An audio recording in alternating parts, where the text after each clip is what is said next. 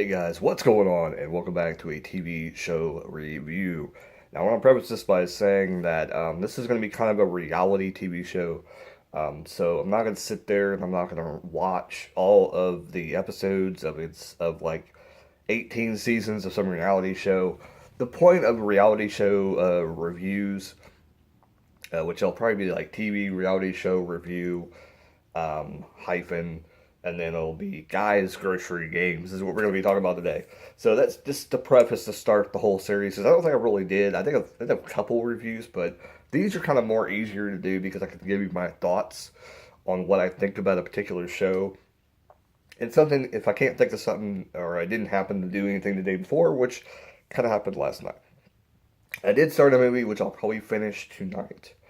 And I have some ideas that I'll probably be doing today. So, with that being said, let's go ahead and review Guy's Grocery Games. So, Guy's Grocery Games is Guy, I'm going to butcher his last name, Guy Ferrara? Whatever.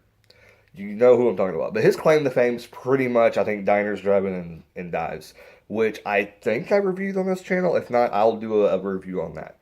But he's known for that, and he's great. His personality is what really sells all his shows that he has. He has multiple shows.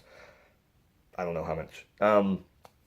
And Guys Grocery Games is basically a supermarket game show that's on the cooking channel. I believe it's on the food. Is it Food Network or is it Cookie Channel?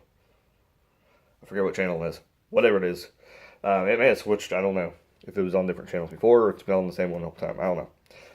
Anyways, it basically starts off with them, he gives them certain ingredients or a challenge in order to go out and get groceries. They can pick whatever they want as long as they stay within the parameters of each challenge. Now, I have watched ones that after the first challenge, sometimes they eliminate somebody, sometimes they don't. If it's too hard to choose, they just let all three go to the second round. Same thing, parameter challenge. Pretty much the first one's pretty simple usually, where they give them, hey, go make your favorite dishes from a childhood, or hey, make a pasta, and that's it. And they go. Second one usually is when it gets a little challenging, where they'll say, hey, you got to get, like the one last night was, you have to buy, everything that you buy has to start with the number six. Either $6, $60 and something, 64 cents. It has to start with a six. So there's some kind of challenge there. Or they might say, you have to add peanut butter in your dish, or you got to add another one I seen last night was, you had to get something from aisle six, and it's not that wasn't even a part of that show. It was weird. It was like a 6 episode week, or I don't know what's going on, but it's like that's the aisle with like dog food, infant food, which infant food I think is the only thing really you could use in that aisle. I don't know who. I was waiting for somebody just to try and use something in the dog section, and Guy to go to him and say, "You can't do that. That's disgusting. They're not going to eat that. They can see what you're buying over here. It is a TV show, but they can still see what you're buying." But I mean, it made sense. And actually, the girl who picked, I think she went easy though and got the applesauce over there. I think that's what she did, but she ended up winning. So you get that. And then the finals, the person who gets all the way to the end, which they have, I think there was a double one time where they let two people go. I don't usually not though. I could be wrong. But they let the one person that's at the end, they give them a list of things to get, and I don't think they know ahead of time. I'm thinking Guy is with them, telling them what they need to go find, which kind of sucks. I think that's one thing they should change about that, but it makes it more challenging because they'll tell them like to go get something from the produce section, like you need a green vegetable, and then they'll go and like get like a cucumber, throw it in the cart, and he's like, next one, go to get cottage cheese, and then maybe like all the way on the other side of the store.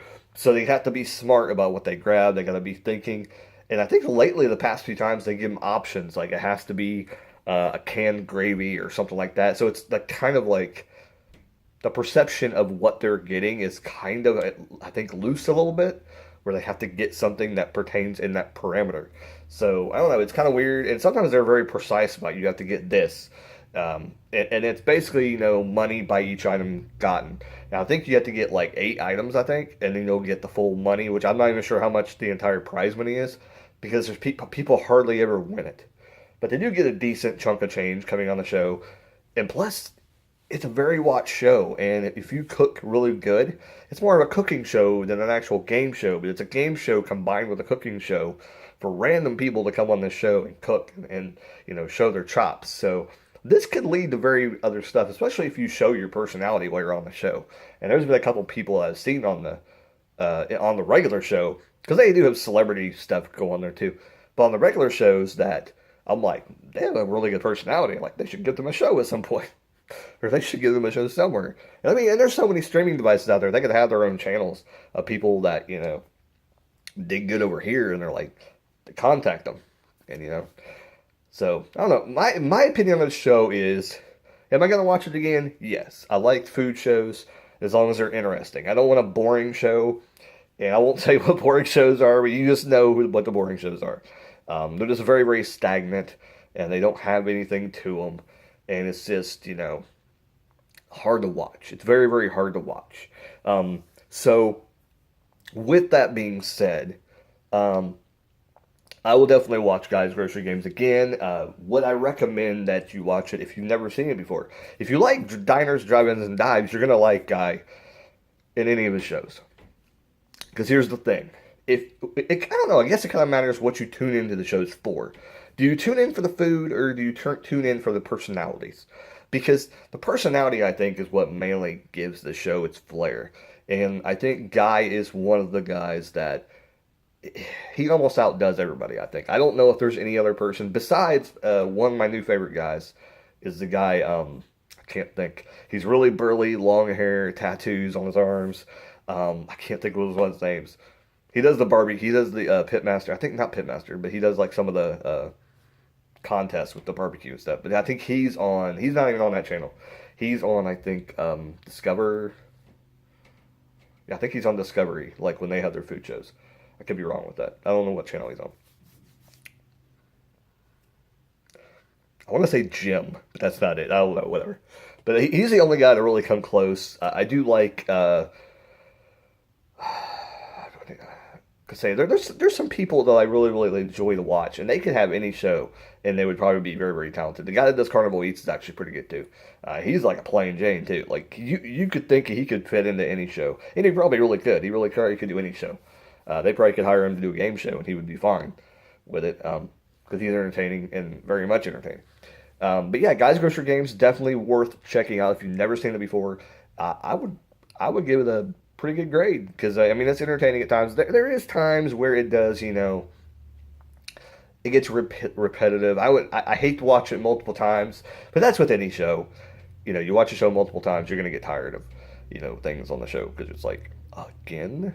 The funniest thing about the show is when he does every challenge he goes 3, 2, 1, go, and he always finds an interesting way usually to say it. Like he'll go blah blah blah 3, blah blah 2, blah blah 1, go. And sometimes he'll do it so nonchalantly, which happened a couple episodes I watched last night, where they don't even understand he's saying 3, 2, 1, go, and they'll just sit there. And I know one night, not last night, but a couple nights, another night that I was watching this, one of the judges was like, "What are they doing? Go!" They didn't realize it was time. He said 3, 2, 1, go. The guy was just standing there, like looking at him, and they weren't moving at all. It is cool that they just left that in to the show because it makes it more funny. I mean, like I said, Guy has a personality about him, and it's probably not him writing these jokes, but he's like an actor, and if he can get these things over, then whatever. Because I mean, if somebody else, if he's coming up with it, then kudos to him. But I'll guarantee you, like, there's somebody writing this for him. But anyways, like, comment, subscribe. Let me know what you think about Guys Grocery Games. And I'll catch you guys later. Keep rocking and keep on watching Guys Grocery Games. Yeah. Yeah.